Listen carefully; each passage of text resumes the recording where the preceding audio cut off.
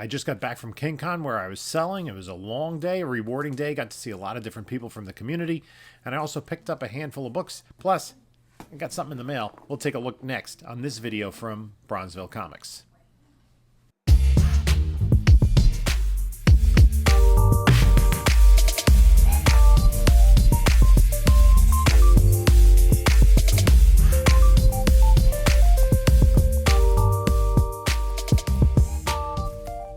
Hey there, comic book community. This is Jim from Bronzeville Comics coming to you with another video. And today I'm going to go over my King Con haul. I was set up as a vendor for the second time there.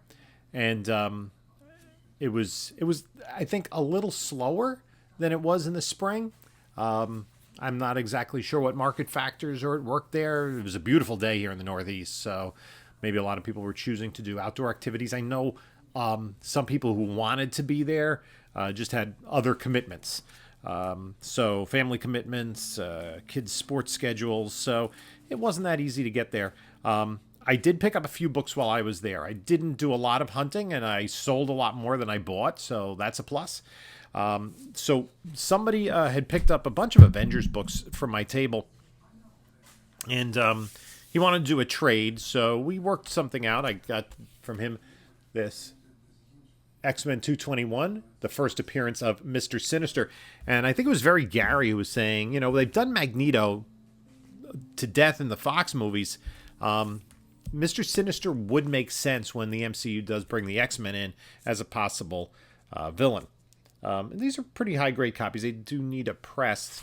244, the first appearance of Jubilee. It's a nice book. And then this Toxic Avenger #1 newsstand, which is a bonus. And Peter Dinklage is doing a reboot of that series. I did go to one. I was looking around. I was kind of looking around at the wall books, but there was nothing that really fit to like my collecting goals for this year, books that I really wanted. So I didn't get that much of a chance to dig through bins. I dug through one bin and I found a book that I liked. I'm going to show you that one last.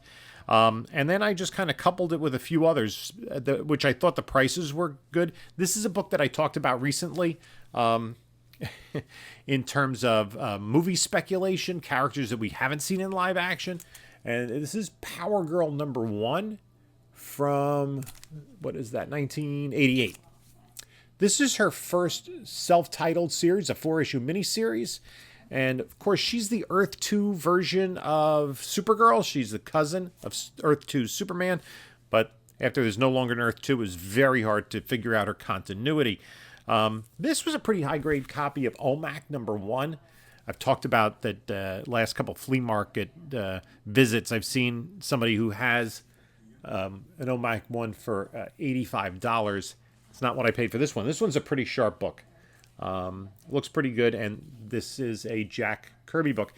I was always confused as a kid, and I remember seeing the ads for this as a kid. He's basically throwing these, I guess they're androids or synthezoids or something, and they're not fully assembled. I just thought it was really kind of weird bondage. So anyway, there's that. This book has come and gone, but I thought the price was right. Moon Knight Fist of Khonshu #2, the first appearance of Arthur Harrow, the character that Ethan Hawke played in the TV series. Another Moon Knight book.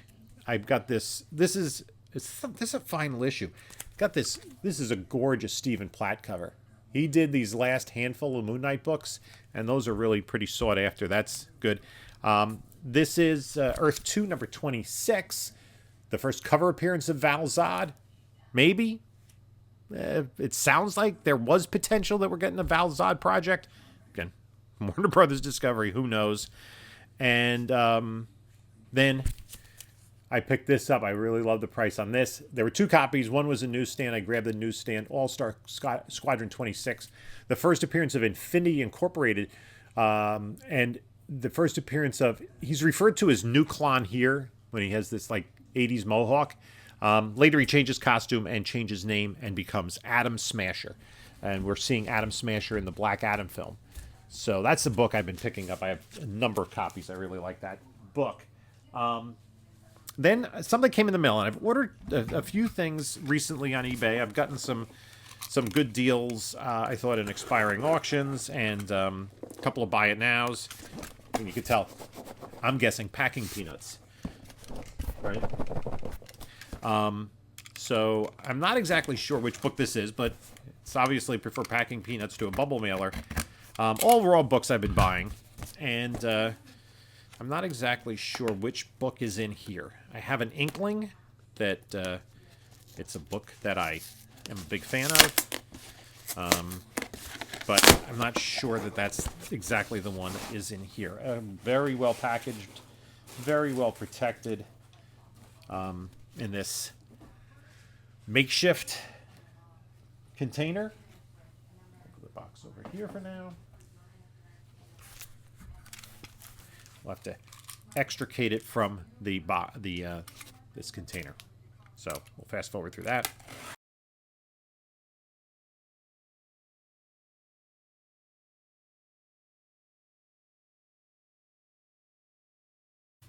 So if you've been watching my channel, you may recognize this book. I have a couple of copies. One on the wall back there. It is Green Lantern 87, the first appearance of John Stewart. And it looks pretty good. There's a little bit of staining down there. But I'm going to open it up.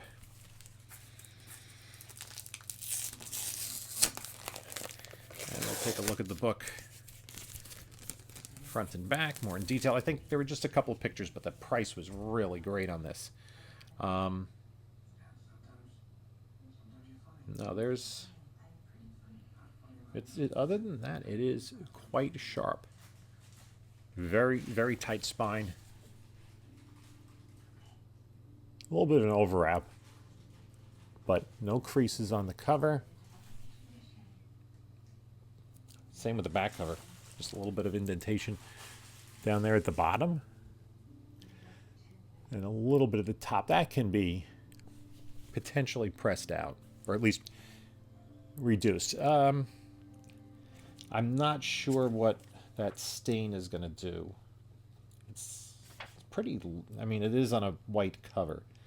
Let's see if that can be cleaned up. Other than that, it is a very clean copy. I'm going to do a quick page count.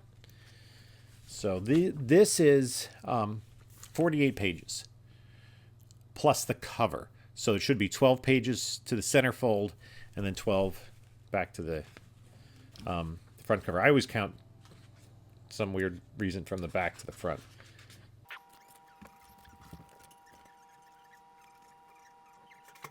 So it does have all the pages. The pages look good. I mean, if it didn't have that stain, this would be probably an 8.85. Maybe, yeah, 8.85. Depends what'll come out on this back cover with the pressing. So this is the price I got it for. I am really, really happy with this book. And now I have 7 copies of this. So there's a little bit of a indentation, but it doesn't break color. So that's pressable. Yeah, most of the issues here are pressable, and there aren't a lot of them. So it's just that light staining down by his foot there is the major issue with this copy. So I'm really happy with that book. Not as nice as the previous copy I just got, but it's really nice. So anyway, that's it for this haul. A real quick one. Again, Comic-Con, King Con, I should say, was a successful show. Tiring, but I had a really good time. And got a few books. I'm pretty happy with the books I got. I really got to look into those. Those, if any of them are high-grade candidates, they might be worth submitting in a pre-screen. So I'm going to take a look at those more closely. Obviously, the 2 X-Men books and the Toxic Avenger book. Those are all pretty big books.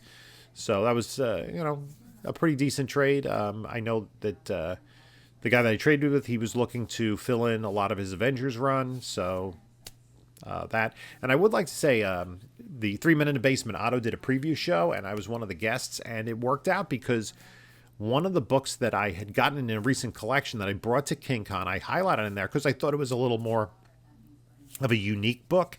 It was Fast Willie Jackson #7, which was it was a 7-issue series in the late 1970s,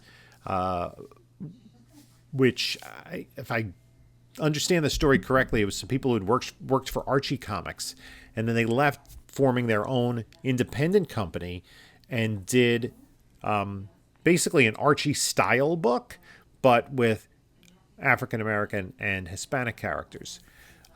So it was somebody had seen the preview show. They wanted the book. It was in pretty high grade. I had it graded as like a 7.5, but it was a really nice copy. And this guy wanted it in his collection. He has the whole run, but this was definitely an upgrade for him. So glad that we were able to make a deal and get the book into the hands of somebody that really wanted it. So the preview show worked great in that regard. So shout out to Otto, who wasn't able to make it, but thanks for hosting the preview show. So let me know what you think about the pickups I have here. Again, another one to go with that Green Lantern 87. I just can't stop buying that book when I see it for the right price. And maybe Warner Brothers Discovery will figure things out and get John Stewart on the big screen, because we have not seen him in live action.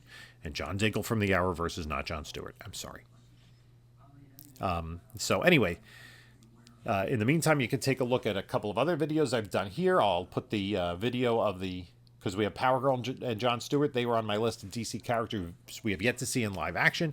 And this is Jim saying until next time, enjoy your comics.